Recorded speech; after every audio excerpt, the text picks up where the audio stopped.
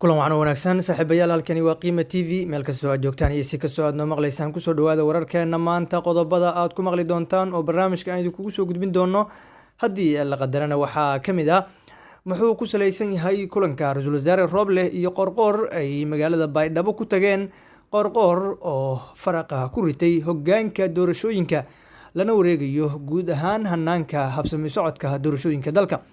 Qorqor wuxuu agaasimayaa sidii ay doorashadu u socon lahayd xilli ay mucaarad ku qaylinayaan oo ay weli dalbanayaan in doorashada dib loo dhigo, rabshadna ay doonayaan inay kiciyaan.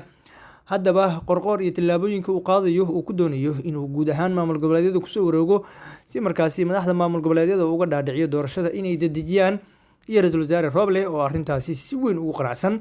Faahfaahin ku saabsan ayaa barnaamijka idinkugu soo gudbin doonaa saaxiibayaal. Waxaa kaloo aad maqli doontaan haddii alla qadaro oo barnaamijka idinkugu soo gudbin doonaa xasan sheekh maxamuud oo ka tanaasulay la tashigii kooxda mucaaradka ra-iisul wasaare Roblena cimaamada saartay.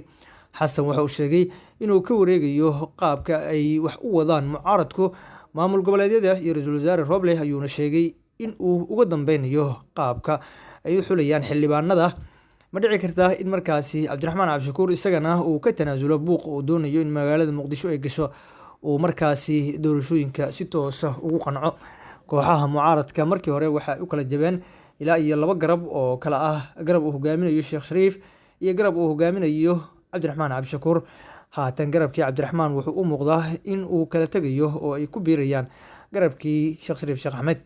Cabdiraxmaan Cabdishakuur ma keligii ayuu meel taagnaan doonaa mase wuxuu kusoo biiri doonaa garabkaasi uu Sheekh Shariif hogaaminayo oo aqbalay doorashada in la qabto wax dhibaatana uusan wadanka ka dhicin?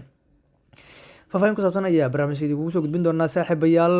Waxaa kaloo aad maqli doontaan guud ahaan xaaladda wadanka iyo qaabka ay doorashadu u dhaceyso. Maamulka Somaliland ee maamulayo doorashooyinka Somaliland ee magaalada Muqdisho ka dhacaya ayaa iyana waxa ay ballan qaadeen inay qaban doonaan doorashada ilaa iyo 16 kursi oo la filayo in maalmaha soo aadan ay markaasi doortaan. Faahfaahin ku saabsan barnaamijka ayaa idinkugu soo gudbin doonaa saaxiibayaal. Fadlan haddii aad nagu cusub tahay subscribe saar kanaalka gambalaalkana furo si aysan ku dhaafin wararka iyo warbixinada aan ku soo gudbin halkani. Mahadsanid.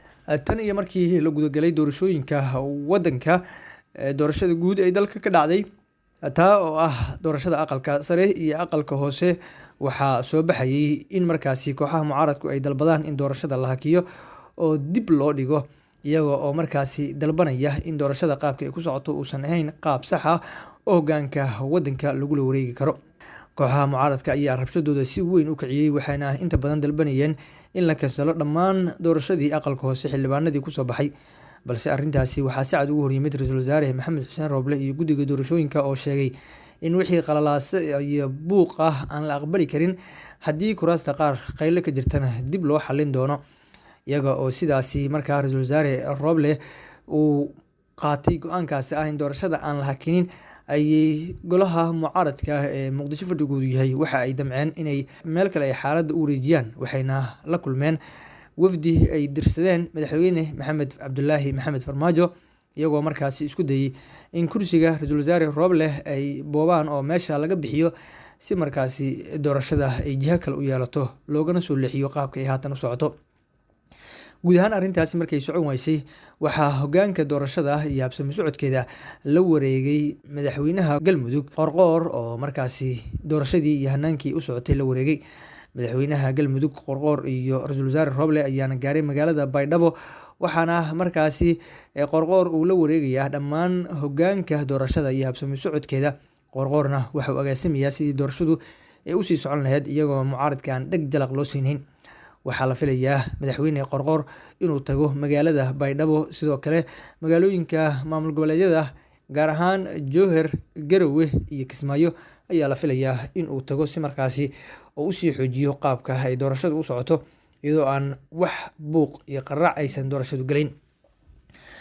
ra-iisul wasaare Maxamed Xuseen Roble iyo madaxweynaha Galmudug Axmed Cabdikaariye Qorqor ayaa magaalada Baydhabo waxa ay ku tageen safarka Roble iyo Qorqor ee Baydhabo ayaa waxa uu ku soo aadayaa xilli markaasi la filayo in shir ay isaga yimaadaan dhinacyada markaa ay qusayso doorashooyinka iyo qaabka u socdaan.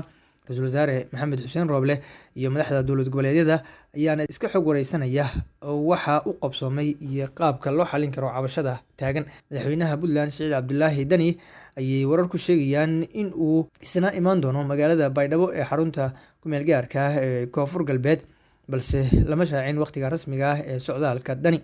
Ra-iisul wasaare Maxamed Xuseen Roble ayaa la filayaa inuu iclaamiyo shirkan looga hadlayo doorashooyinka, iyada oo goobta lagu qabanayo ay tahay magaalada Baydhabo ee ah xarunta kumeel gaarka ah ee maamulka Koonfur Galbeed. Kulan ay yeesheen golaha wadatashiga qaranka oo markaasi ka dhacay aaladda fogaan aragga ah ayaa looga tashtay qaabkii doorashada ay u dhici lahayd iyo qaabkii loo xalin lahaa buuqa ay markaasi dhaliyeen madaxda maamul goboleedyada. Waxaana markaasi sidaas meesha uga baxay qaabkii ay doonayeen in doorashada ay ku socoto, iyada oo madaxweyne Qoorqoor haatan uu u muuqdo muranka iyo khilaafka ay doonayaan kooxaha mucaaradka uu meel iska dhigay. Tan iyo markii magaalada Guriceel ay kooxda Ahlu Sunna qabsadeen, dagaalka xoogganna uu ka dhacay halkaas, waxaa madaxweyne Axmed Qoorqoor usoo baxay cidda markaasi la safan iyo cidda doonaysa maamulkiisa inuu burburo. Intaa wixii ka dambeysay, madaxweyne Axmed Qoorqoor ayaa waxa uu bilaabay in uu gacan adag ku qabto dhammaan dadka doonaya inay qasgeliyaan waddanka, isagoo aan u tireerin markaasna aan wax fudeeda u sameynin. Madaxweyne Qoorqoor waxa uu ra-iisul wasaare Roble ka codsaday inuusan marnaba aqbalin qaabka ay doonayaan inay wax ugu socdaan kooxaha mucaaradka ee markaasi ku mideysan magaalada Muqdisho. Madaxweyne Qoorqoor ayaana ganafka geliyey qaabkii ay wax u wadeen kooxaha mucaaradka, isagoo meel cidla ah kasoo qaaday warkoodii. Waa tahay haddii aan markaan dhanka kala fiirino, madaxweynihii hore ee Soomaaliya Xasan Sheekh Maxamuud waxa uu markaasi sheegay in uu ka tanaasulay la tashigii kooxda mucaaradka. Ra-iisul wasaare Roble ayuuna saartay cimaamada. Xasan waxa uu sheegay in uu ku wareeray qaabka ay wax u wadaan kooxaha mucaaradka maamul goboleedyada, iyo ra-iisul wasaare Roble ayuuna sheegay in uu uga dambeynayo qaabka xulista xildhibaanada, waxaana markaasi banaanka imaanaya khilaafka xooggan ee ka dhexeeya kooxaha mucaaradka oo haatan garab u kala jabay. Kooxaha mucaaradka ayaana isku fahmi waayay dhammaan qaabka ay wax u socdaan. Madaxweynihii hore ee Soomaaliya madaxweyne Xasan Sheekh Maxamuud waxa uu sheegay in markaasi uu mowqif cusub ka qaadanayo midowda musharaxiinta maadaama uu fahmi waayay qaabka ay wax u wadaan.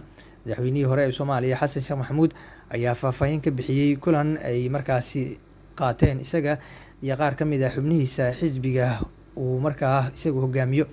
Waxa uuna sheegay in markii kulankaasi uu soo gabagaboobay kadib ay qaateen go'aan cusub, kaas oo ah in mucaaradka ay meel iska dhigaan taladooda iyo qaabka wax u wadaan, kuna biiro madaxda mucaaradka ee haatan ra-iisul wasaaraha doorashada ugu dambeeya. Waxa uu sheegay Xasan in muhiimadda ay tahay in madaxda maamul goboleedyada iyo ra-iisul wasaare Roble inay kulan ka yeeshaan si markaasi loo xaliyo caqabadda doorashooyinka ay u socoto, balse qaabka mucaaradka ay doonayaan ee ah in Muqdisho qas la geliyo, dagaal sokeeyana oo waddanka kale oo Xasan u cuntami weysay, sidaana uu ugu horyimid dhammaan qaabka ay wax u wadaan kooxaha mucaaradka. Waxa uu dhanka kale xusay in markaasi uu taagnaan doono mowqifkiisa ah in doorasho saxa oo xalaal ah la qabto, balse arrinta ah in waddanka ciidan lasoo geliyo, qasna la geliyo waddanka gudihiisa uu kasoo horjeestay, taasna ay keentay arrinta ay isku fahmi waayeen isaga iyo kooxaha mucaaradka. Kooxaha mucaaradka ee Muqdisho fadhigoodu yahay ayaa tan iyo markii Cumar Cabdirashiid Cali Sharmaarke uu magaalada Muqdisho yimid waxaa soo kala dhexgalay khilaaf aad u ballaaran iyaga oo kala tegay. Horey waxaa sidan oo kale u sameeyey madaxweyne Sheekh Shariif Sheekh Axmed, iyagoo xisbigiisa si toos ah kulan ula qaatay ra-iisul wasaare Roble, waxayna xilligaasi sheegeen in markaa wixii ka dambeeya doorashada ay uga dambeynayaan ra-iisul wasaaraha, wax buuqa iyo khilaafana uusan waddanku xamili karin. Madaxweyne Xasan Sheekh Maxamuud iyo Cabdiraxmaan Cabdishakuur ayaa ahaa labada xisbi ee keliya ee kasoo horjeeday doorashada qaabka u socoto, doonayana in laga wareejiyo ra-iisul wasaare Roble, ciidanna magaalada Muqdisho lasoo geliyo. Balse haatan go-aanka uu qaatay madaxweyne Xasan Sheekh Maxamuud wuxuu u muuqdaa mid dhabar jab ku ah Cabdiraxmaan Cabdishakuur oo keligiis meel gaara taagan, doonayana in qaska uu sii socdo. Shirkii golaha wadatashiga qaranka iyo midowda musharaxiinta waxaa markaasi looga wada hadlay sidii doorashada looga horleexin lahaa caqabadaha ku horgudban. Midowgu waxa uu soo jeediyey in kulan foolka fool ah ay isugu yimaadaan, kaas oo dhici doono maalmo dhow gudahooda, doorasho guudna ay waddanka markaasi ka dhacdo oo la xaliyo buuqa taagan.